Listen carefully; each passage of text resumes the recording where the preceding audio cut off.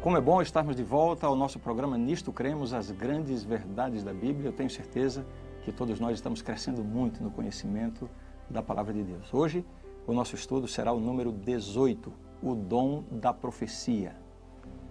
Os profetas desempenharam um papel vital, tanto nos tempos do Antigo Testamento quanto do Novo Testamento. Mas e depois dos tempos do Novo Testamento, para onde foram os profetas de Deus? Por acaso Deus não teria mais se comunicado com a humanidade dessa forma, através dos profetas?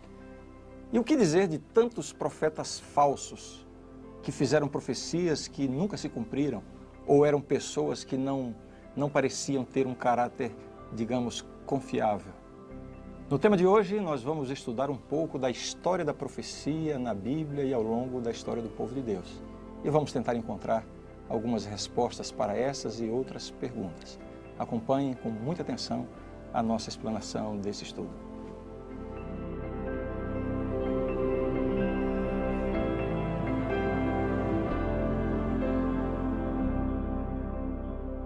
Como vamos estudar o dom profético, é importante que nós comecemos analisando a manifestação desse dom nos tempos bíblicos. No Éden, Deus se comunicava diretamente com Adão e Eva. Mas a Bíblia revela que o pecado interrompeu a comunicação direta entre Deus e o homem. O texto bíblico deixa isso muito claro. Isaías 59, 2. Mas as vossas iniquidades fazem separação entre vós e o vosso Deus. E os vossos pecados encobrem o seu rosto de vós, para que vos não ouçam. Isaías 59, 2. Então, na condição de pecador, o homem não podia mais ter acesso direto a Deus. No entanto, Deus desenvolveu novas formas de comunicação.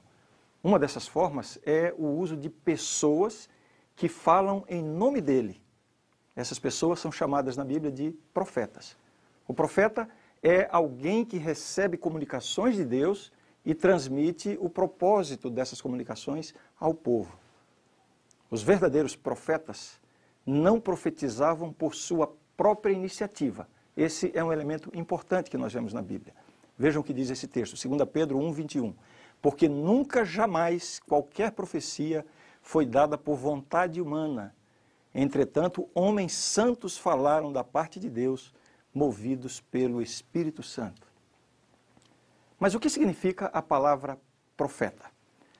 No Antigo Testamento, a palavra profeta geralmente é a tradução do hebraico nabi.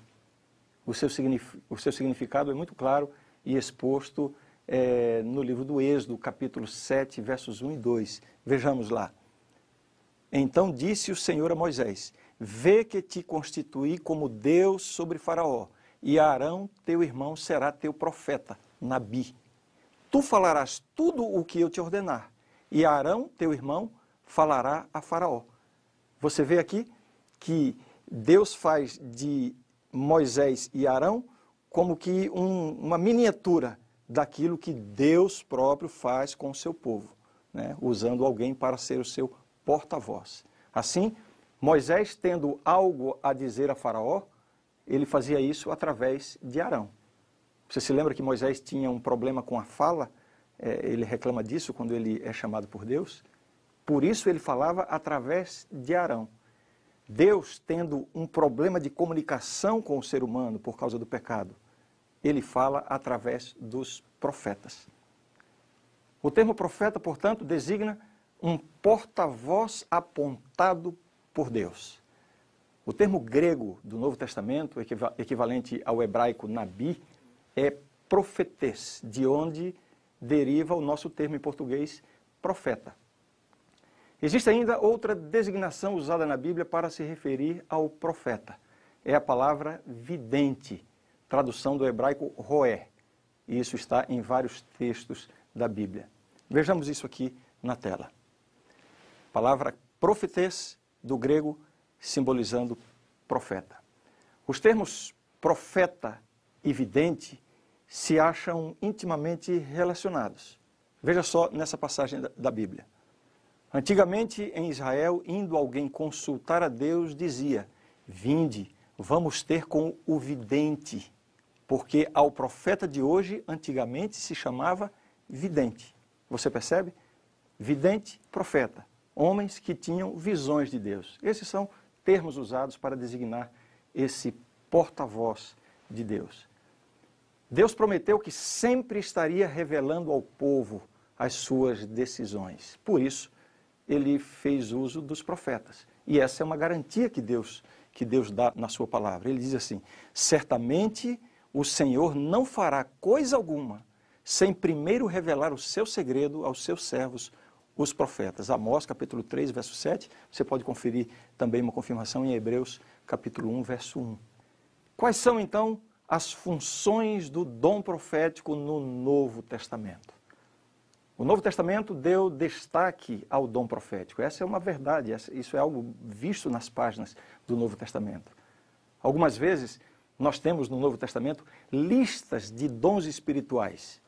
O dom profético aparece uma vez em primeiro lugar nessas listas e duas vezes em segundo lugar. Isso revela, de alguma forma, a importância do dom profético. Veja só. Tendo, porém, diferentes dons segundo a graça que nos foi dada, se profecia, seja segundo a proporção da fé. Romanos 12, 6. Está mostrando a presença do dom de profecia no Novo Testamento. A uns estabeleceu Deus na igreja, primeiramente apóstolos, e em segundo lugar profetas, em terceiro lugar mestres, depois operadores de milagres, depois dons de curar, socorros, governos, variedades de línguas, 1 Coríntios 12, 28. Mas eu quero chamar a sua atenção para o fato de que nesta série de dons espirituais apresentados aqui, nós temos a presença do dom de profecia. Né? Em segundo lugar, profetas. A ele mesmo concedeu uns para apóstolos, a outros para profetas, outros para evangelistas e outros para pastores e mestres. Efésios capítulo 4, verso 11. Muitos cristãos creem que o dom profético se acabou juntamente com a era apostólica. Mas veja, o dom profético é um dos dons espirituais da igreja. Como nós vimos, está ali presente em diversas listas de dons espirituais, ali está o dom de profecia. E em nenhum lugar a Bíblia diz que Deus haveria de retirar esses dons da igreja. O grande problema é que depois que os últimos apóstolos morreram e depois que a influência deles já não era tão forte, a igreja cristã experimentou um declínio espiritual. Isso está na história do cristianismo. Um declínio que resultou na redução, né, da presença e da influência do Espírito Santo e, consequentemente, dos dons do Espírito Santo. Isso, de fato, acontece ao longo da história do cristianismo. No entanto, a Bíblia indica que, ao se aproximar o fim dos tempos, o dom de profetizar estaria presente a fim de assistir a igreja durante esses momentos de dificuldades. Isso está na profecia. E mais ainda, a Bíblia garante que haveria um incremento na atividade desse dom de profecia nos últimos tempos. Vejamos agora a respeito do dom profético imediatamente antes do segundo advento de Cristo, antes da volta de Jesus. Veja, Deus concedeu o dom profético a João Batista para que ele anunciasse o primeiro advento de Cristo. Nos últimos dias, nós esperamos que ele envie o mesmo dom para proclamar o segundo advento, de modo que todas as pessoas tenham a oportunidade de se preparar para o encontro com o Salvador. De fato, Cristo mencionou o surgimento de falsos profetas como um dos sinais da proximidade da sua segunda vinda. Veja o texto. Levantar-se-ão muitos falsos profetas e enganarão a muitos, porque surgirão falsos cristos e falsos profetas, operando grandes sinais e prodígios para enganar, se possível, os próprios eleitos. Mateus 24, 11 e 24. Fica claro que a advertência contra o falso é justamente para que nós não os confundamos com o verdadeiro. A existência dos falsos nos últimos dias é uma evidência de que haverá o verdadeiro dom de profecia. O profeta Joel anunciou um derramamento especial do Espírito Santo e do dom profético justamente antes da volta de Jesus. Veja o que está nas palavras do profeta Joel, capítulo 2. E acontecerá depois que derramarei o meu espírito sobre toda a carne. Vossos filhos e vossas filhas profetizarão, vossos velhos sonharão, e vossos jovens terão visões. Até sobre os servos e sobre as servas derramarei o meu espírito naqueles dias. Mostrarei prodígios no céu e na terra, sangue, fogo e colunas de fumaça. O sol se converterá em trevas e a lua em sangue, antes que venha o grande e terrível dia do Senhor. Esta é uma profecia que aponta para os dias finais da história, imediatamente antes da volta de Jesus. E nessa profecia está o quê? A presença do dom profético. É por isso que podemos dizer com toda segurança que o dom profético existe e está presente na verdadeira Igreja de Deus dos últimos dias. Lembra que estudamos sobre o remanescente e a sua missão, no estudo número 13? Vamos fazer a combinação de 3 versículos do Apocalipse agora. Vejamos. Apocalipse 12, verso 17, diz assim: irou-se o dragão contra a mulher. Quem é mesmo a mulher? Mulher, em profecia, simboliza igreja. Portanto, aqui está se referindo à verdadeira igreja de Deus. A igreja que se corrompeu, o sistema religioso que se corrompeu, é mostrada na Bíblia como sendo uma prostituta, uma meretriz. Aqui, a mulher, a igreja de Deus. Quem são os verdadeiros remanescentes da igreja de Deus? O texto diz: os que guardam os mandamentos de Deus e têm o testemunho de Jesus, e se pôs em pé sobre a areia do mar. Aqui estão 2 características do verdadeiro povo de Deus no finalzinho dos tempos. Guardam os mandamentos de Deus e têm o testemunho de Jesus. Apocalipse 19, 10 diz o seguinte: prostrei-me ante os seus pés para adorá-lo. Ele, porém, me disse: vê, não faças isso, sou conservo teu e dos teus irmãos, que mantêm o testemunho de Jesus. Adora a Deus, pois o testemunho de Jesus é o espírito de profecia. Portanto, João aqui está se identificando, né, com os irmãos, aqueles que são os verdadeiros cristãos. E identifica a esse grupo como sendo aqueles que têm o quê? O testemunho de Jesus. E o que é o testemunho de Jesus? O testemunho de Jesus é o espírito de profecia. Vemos aqui a presença do dom profético na verdadeira igreja de Deus. E Apocalipse 22, 9. Então ele me disse: vê, não faças isso, eu sou conservo teu, dos teus irmãos os profetas e dos que guardam as palavras deste livro. Portanto, a presença dos profetas. Comentando sobre esses textos, Tiago Moffat escreveu o seguinte: pois o testemunho isto é, sustentado por Jesus, ou seja, constitui o espírito de profecia. Isso define especialmente os irmãos que mantêm o testemunho de Jesus na qualidade de possuidores da inspiração profética. O testemunho de Jesus equivale, em termos práticos, à testificação de Jesus. Apocalipse 22, 20. Trata-se da autorrevelação de Jesus, que, de acordo com Apocalipse 1, verso 1, deve-se, em última análise, a Deus, que moveu os profetas cristãos. Assim, concluímos que a igreja verdadeira dos últimos dias tem 2 características essenciais. Primeiro, ela guarda os mandamentos de Deus. E segundo, ela tem o testemunho de Jesus, que é o dom de profecia, o espírito de profecia. Agora eu quero fazer algumas considerações importantes sobre os profetas pós-bíblicos e a Bíblia. Foi o dom profético que produziu a própria Bíblia. No período pós-bíblico, ele não deve superar as Escrituras ou acrescentar algo a elas, uma vez que o cânon sagrado já está completo. A Bíblia é a nossa única regra de fé e prática. O princípio fundamental da Reforma Protestante é sola Escritura. A Escritura é suficiente, completa e bastante como revelação de Deus ao ser humano. Ela contém todas as instruções para a vida da igreja e para o viver diário do cristão. A função do dom profético, na era pós-bíblica, é engrandecer e ajudar a esclarecer os princípios que estão na Bíblia. Nunca poderá contradizer a Bíblia em nenhum detalhe, em nenhum pormenor. E nunca poderá se sobrepor às Escrituras Sagradas. Além disso, o dom profético pós-bíblico, nos últimos dias, se acha envolvido no estabelecimento e edificação da igreja. Reprova, adverte, orienta, encoraja, tanto a indivíduos quanto a igreja como um todo. protegendo-os das heresias, unificando-os nas verdades bíblicas. No entanto, é preciso testar o dom profético para ver se ele é verdadeiro ou falso. Você se lembra, Jesus advertiu contra os falsos profetas.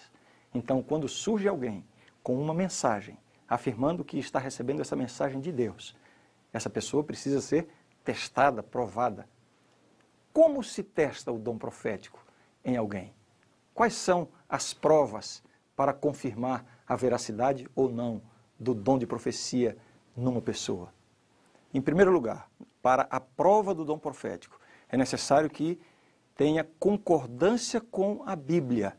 O que um profeta moderno, digamos assim, disser ou escrever, não pode de forma alguma contrariar o que está na Bíblia. A própria Bíblia diz assim: a lei e ao testemunho, se eles não falarem desta maneira, jamais verão a alva. Uma segunda prova, exatidão das predições. Imagine um profeta prevê alguma coisa e essa coisa não acontece. Claro, é um profeta falso. Um texto da Bíblia diz assim: se disseres no teu coração, como conhecerei a palavra que o Senhor não falou? Sabe que quando esse profeta falar em nome do Senhor, e a palavra dele se não cumprir, nem suceder como profetizou, esta é a palavra que o Senhor não disse. Com soberba a falou o tal profeta, não tenhas temor dele. Deuteronômio 18, 21 e 22. Reconhece a encarnação de Jesus Cristo. Isso também é uma exigência bíblica. Nisto reconheceis o Espírito de Deus. Todo espírito que confessa que Jesus Cristo veio em carne é de Deus. E todo espírito que não confessa a Jesus não procede de Deus. 1 João 4, versos 2 e 3. Veja, eu estou apresentando para você aqui alguns critérios para testarmos um pretenso profeta, que seja de Deus ou não. Então esses aqui são os critérios bíblicos para verificarmos se esse profeta é realmente um profeta verdadeiro ou um profeta falso. Ainda um outro critério: possui um ministério com influência para o bem. Veja o que diz a Bíblia: pelos seus frutos os conhecereis. Não pode a árvore boa produzir frutos maus, nem a árvore má produzir frutos bons. Toda árvore que não produz bom fruto é cortada e lançada ao fogo. Assim, pois, pelos seus frutos os conhecereis. Mateus 7, versos 16 e 18 a 20. Isso não significa que o profeta deva ser absolutamente perfeito. Não é isso que a Bíblia exige. O profeta Elias, por exemplo, nas palavras da Bíblia, ele foi um homem semelhante a nós, sujeito aos mesmos sentimentos. Tiago, capítulo 5, verso 17. Nós vemos isso na vida de vários profetas que cometeram falhas. Mas a vida do profeta deveria ser caracterizada pelos frutos do Espírito e não pelas obras da carne. Leia Gálatas capítulo 5. Toda pessoa que reivindica possuir o dom profético deve ser submetida a estes testes. Se enfrentar positivamente todos eles, podemos ter a confiança de que efetivamente o Espírito Santo concedeu a essa pessoa o dom de profecia. Eu creio que a Igreja Adventista do Sétimo Dia recebeu o dom profético. Primeiramente, como um auxílio na crise final. A profecia bíblica prevê que nos últimos dias o poder satânico tentaria destruir o povo de Deus e haverá um tempo de angústia para o povo de Deus. Veja o texto bíblico. Irou-se o dragão contra a mulher e foi pelejar com os restantes da sua descendência, os que guardam os mandamentos de Deus e têm o testemunho de Jesus, e se pôs em pé sobre a areia do mar. Outro texto diz assim, um texto profético de Daniel capítulo 12, nesse tempo se levantará Miguel, o grande príncipe, o defensor dos filhos do teu povo, e haverá tempo de angústia, qual nunca houve, desde que houve nação até aquele tempo, mas naquele tempo será salvo o teu povo, todo aquele que for achado inscrito no livro. Essas profecias estão revelando que nos últimos dias o povo de Deus vai passar por um momento de angústia, um momento de prova. E ao longo da história bíblica nós vemos que Deus manifesta, Deus desperta profetas para amparar o seu povo, especialmente nesses momentos difíceis. Deus manifestou o dom profético nessa fase da história da igreja, a fim de fortalecer e orientar o seu povo, justamente a passar por esse momento de crise e de grande angústia que estão preditos aqui na profecia. Nós cremos que o dom de profecia manifestou-se ativamente em tempos recentes na vida e no ministério da escritora Ellen G. White, uma das fundadoras da Igreja Adventista do Sétimo Dia. Por que nós cremos isso? Porque simplesmente submetendo essa escritora, a sua vida, os seus escritos, tudo que ela fez, tudo que ela ensinou, submetendo aos testes bíblicos, ela foi aprovada em todos eles. Tendo satisfeito os testes bíblicos, ela prosseguiu em seu ministério profético durante 70 anos. Desde 1844, quando contava com apenas 17 anos de idade, até 1915, o ano da sua morte. Ela recebeu mais de 2.000 visões. Veja aqui algumas informações interessantes a respeito do ministério de Ellen White. Ela escreveu 80 livros, aproximadamente 80 livros, 200 folhetos e panfletos, 4.600 artigos, inúmeros sermões diários, testemunhos especiais, um total de aproximadamente 100.000 páginas de material manuscrito. Isso não é pouca coisa. Vamos fazer a aplicação dos testes proféticos no ministério dessa mulher e veremos de que modo se comporta o ministério de Ellen White face a esses testes bíblicos de um profeta. Vamos então rever os testes bíblicos. Quais são os testes para provar um profeta segundo a Bíblia?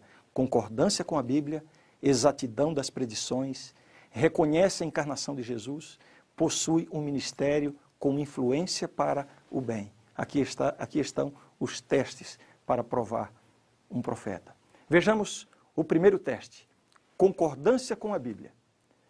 A produção literária de Ellen White, que inclui dezenas de milhares de textos bíblicos, após submetida a cuidadosos estudos, um exame minucioso de cada expressão, de cada frase, de cada citação bíblica, ficou comprovado que todas as referências que ela faz são plenamente coerentes, são fidedignas e em total e absoluta concordância com a Bíblia.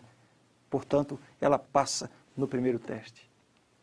Vejamos o segundo teste, exatidão das predições. É relativamente pequeno o número de predições nos escritos de Ellen White.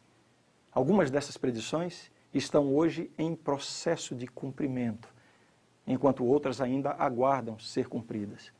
Entretanto, aquelas que podem já ser testadas cumpriram-se com extraordinária precisão. Nós podemos citar 2 exemplos que demonstram a sua visão profética. E fica aqui uma ideia para você fazer uma pesquisa mais extensa, porque o nosso tempo aqui não permite entrar em todos os detalhes. Mas ela predisse, por exemplo, o surgimento e o crescimento do espiritualismo moderno. E também a cooperação íntima entre protestantes e católicos romanos.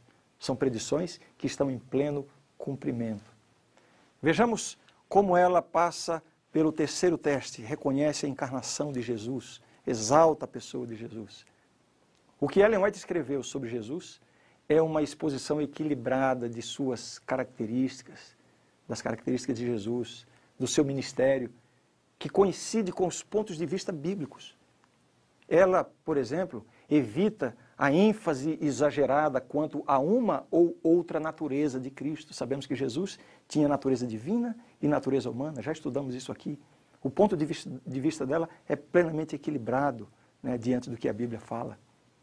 Ainda mais esse que é um problema que tem causado muita controvérsia ao longo da história do cristianismo. A forma como ela escreveu sobre a pessoa de Jesus, destacadamente nos livros O Desejado de Todas as Nações e O Caminho a Cristo, tem conduzido os leitores a um relacionamento mais profundo com o Salvador. Bem, nos falta ainda o quarto teste, possui um ministério com influência para o bem.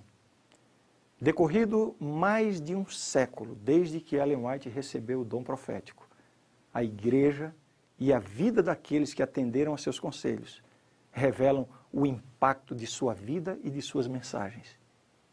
Veja só essa citação interessante.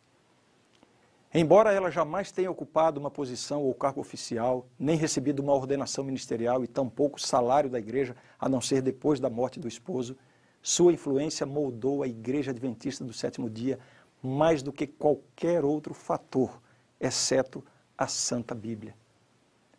O reconhecimento de Ellen White não se limitava a algumas áreas específicas. Ela escreveu sobre saúde, educação, vida familiar, temperança, evangelismo. Ela escreveu sobre o Ministério de Publicações. Ela escreveu sobre uma dieta adequada, escreveu sobre a obra médica e muitas outras áreas. Os seus escritos no campo da saúde, produzidos em parte há mais de um século, têm sido comprovados através da ciência moderna. Isso é impressionante. Seus escritos nessa área da saúde lhe renderam, no dia 20 de dezembro de 2012, pouquíssimo tempo atrás, uma homenagem na cidade de São Paulo. Ellen White passou a integrar a Galeria de Retratos da Universidade Aberta do Meio Ambiente e da Cultura da Paz, Uma Paz, que faz parte da Secretaria Municipal do Verde e do Meio Ambiente da cidade de São Paulo. Essa galeria homenageia pessoas que, no decorrer da sua vida e trabalho, contribuíram de alguma forma para o bem da sociedade. Foi reconhecida a trajetória, missão e o compromisso de Ellen White, pois foi notado nas obras publicadas pela autora o desenvolvimento sustentável, a cultura de paz e a promoção da saúde. Esse fato é muito impressionante, considerando que se trata de uma escritora americana que morreu em 1915 e que nunca esteve no Brasil.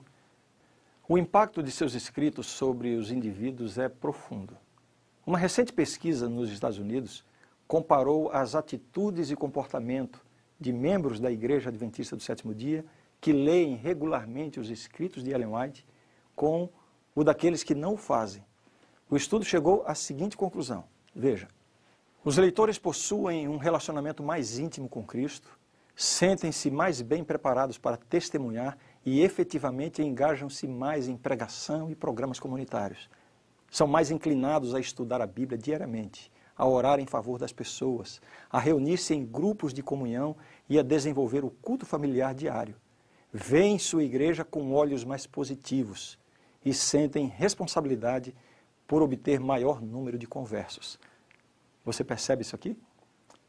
No que diz respeito aos escritos de Ellen White e à Bíblia, uma coisa deve ficar bem clara.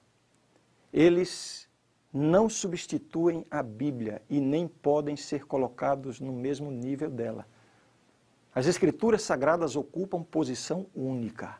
São o único padrão pelo qual os escritos de Ellen White e quaisquer outros devem ser julgados e ao qual devem estar subordinados. Portanto, a Bíblia é o padrão supremo.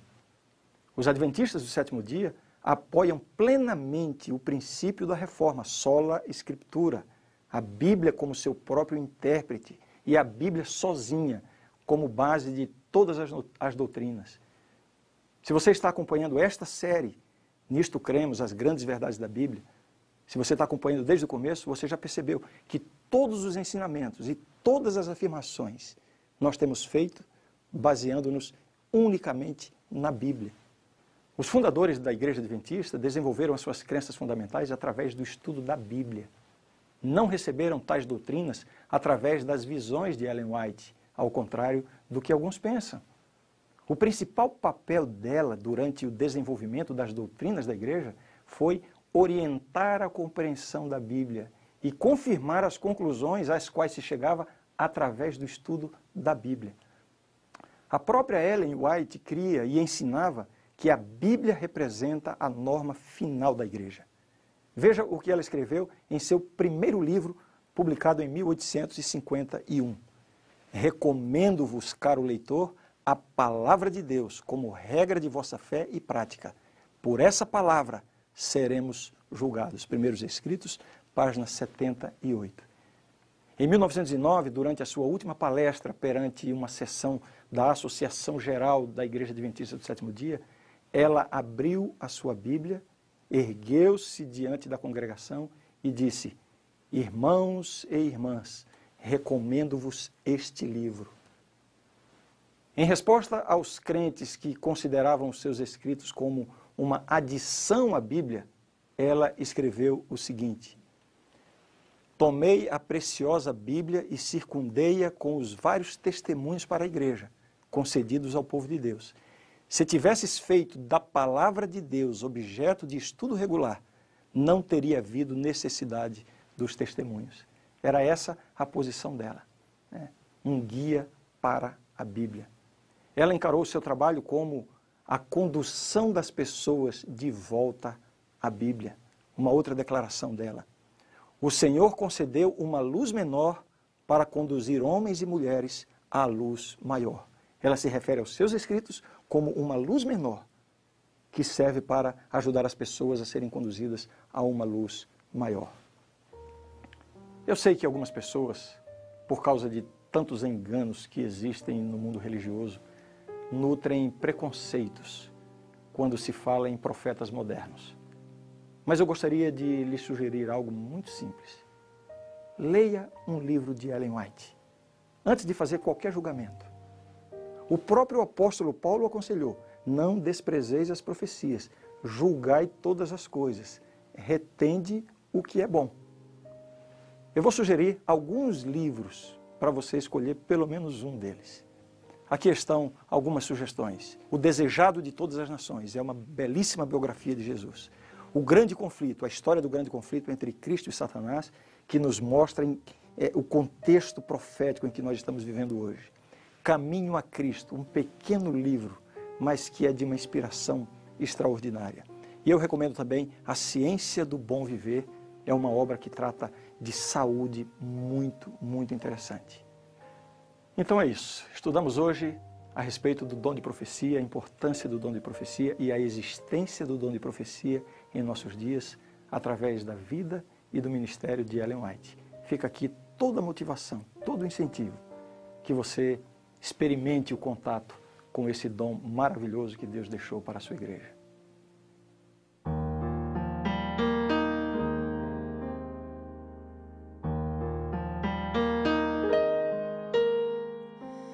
Pai querido, obrigado pelos planos, grandes sonhos especiais para mim. Tu me guias nos caminhos desta vida, ao teu lado nada faltará. Eu te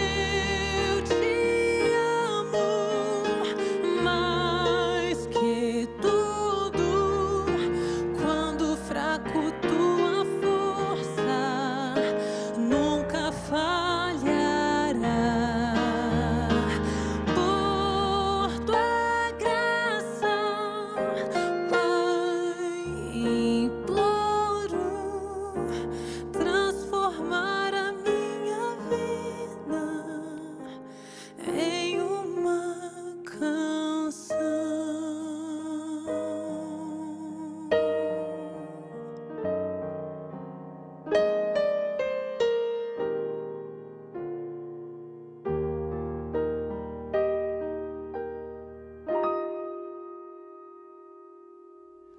A grande verdade do estudo de hoje é esta. Um dos dons do Espírito Santo é a profecia. Esse dom é uma característica da igreja remanescente e foi manifestado no ministério de Ellen G. White. Como a mensageira do Senhor, seus escritos são uma contínua e autorizada fonte de verdade e proporcionam conforto, orientação, instrução e correção à igreja. Eles tornam claro que a Bíblia é a norma pela qual deve ser provado todo ensino e experiência. Esta é a verdade e eu creio nisto. Na próxima lição estudaremos um dos temas mais fascinantes e de mais difícil compreensão nas Escrituras, a lei de Deus. Vá se preparando.